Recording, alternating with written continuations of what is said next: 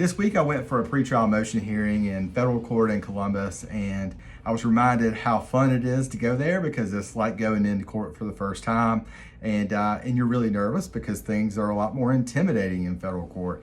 And it also reminds me of how seriously the prosecutors in federal court take certain things that we just sort of take for granted in state court.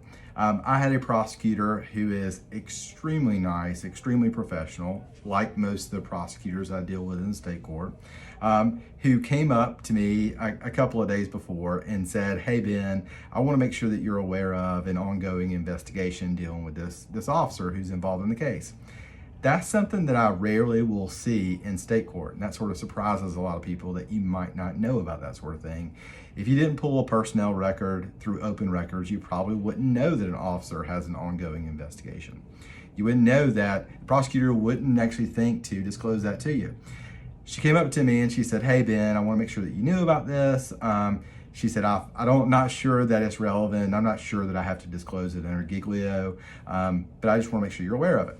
And it reminds me that that's something that we should really be looking at more diligently in our state court prosecutions. It's one that a lot of prosecutors don't even care to really interview a witness.